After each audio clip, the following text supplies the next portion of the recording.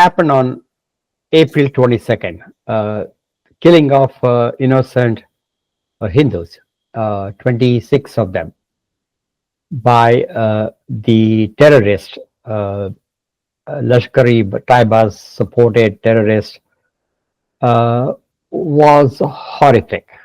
It is something that everyone must condemn.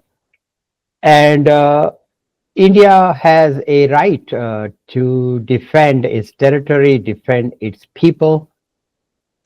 And I was one of the first members of Congress to support India and support India's very laser targeted, non-escalatory attack on terrorist infrastructure in Pakistan and in Pakistan occupied Kashmir.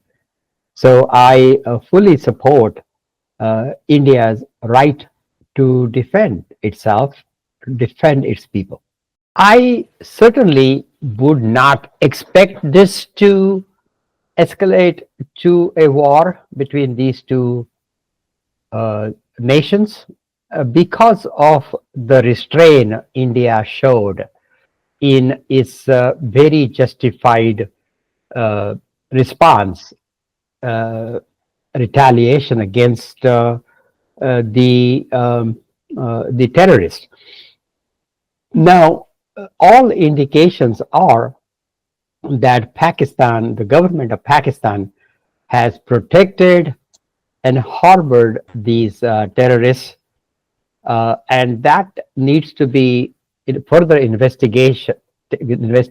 But early reports do show that there is a clear involvement of Pakistan. And what history tells us is that Pakistan has always harbored these terrorists, supplied them with the infrastructure that they need. And, I'm urging the State Department to fully investigate if Pakistan had a role in this terrorist attack.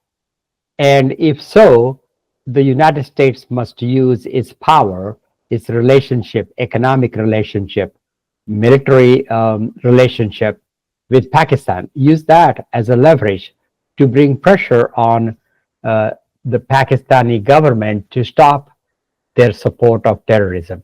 Look, United States is a friend of both Pakistan and India. They have long-standing relationship.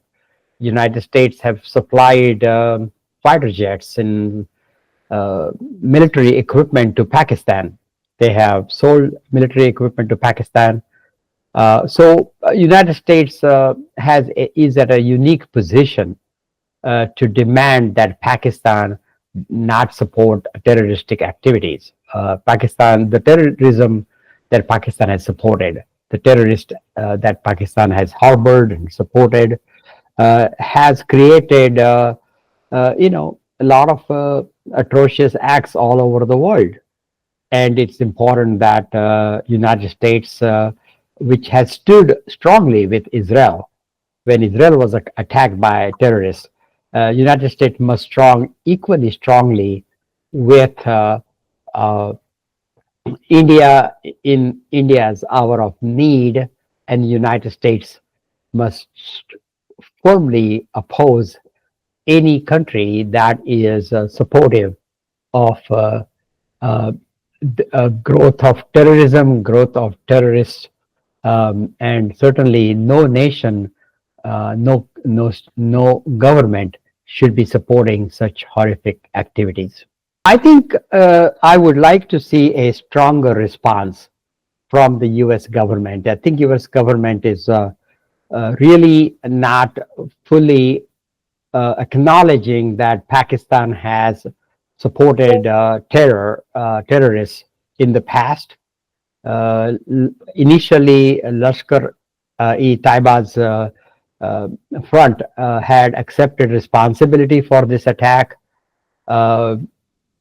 I think United States so far has ignored any involvement of Pakistan, has not acknowledged any involvement of Pakistan.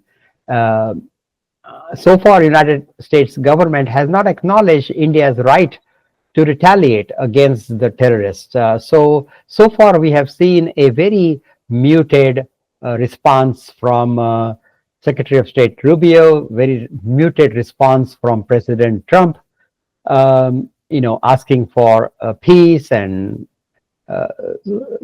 diplomatic relations, but hasn't really supported India's right to protect itself. Like United States have always stood behind Israel, but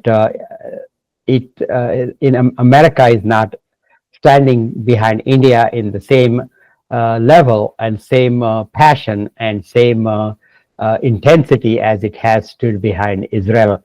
And I think that is unfair because this is a terrorism, killing innocent, and these terrorism, they didn't indiscriminately kill people.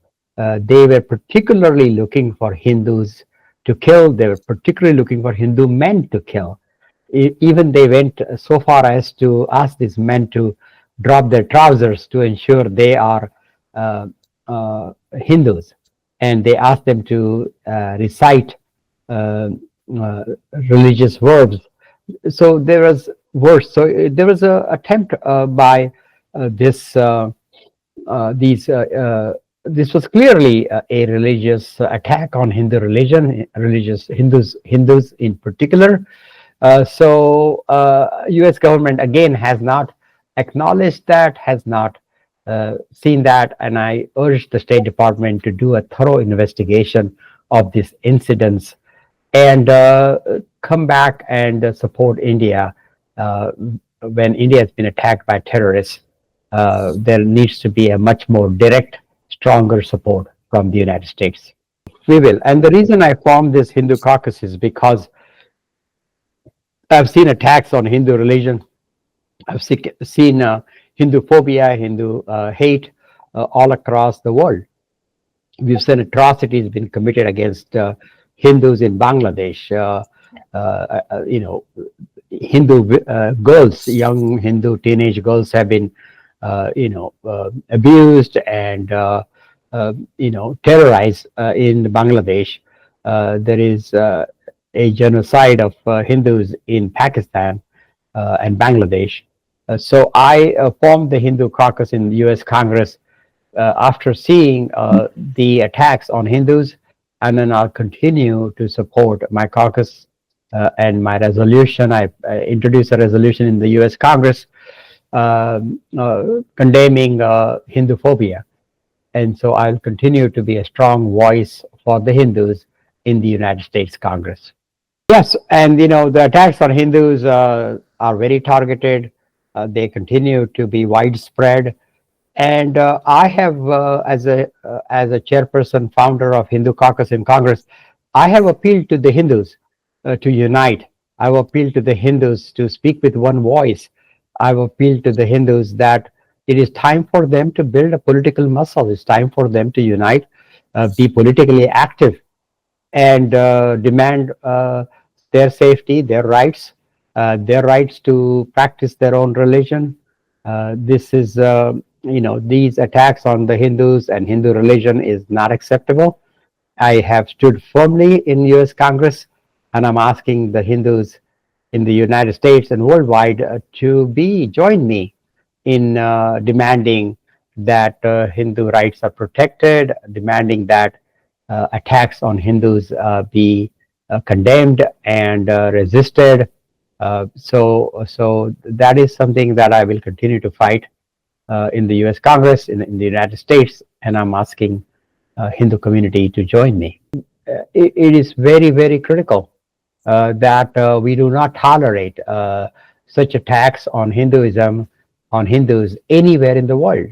And Indian government has done the right thing in having a very measured but a decisive, laser-focused attack on the terror infrastructure. I fully support India, and I'll continue to support Hindus all across the world.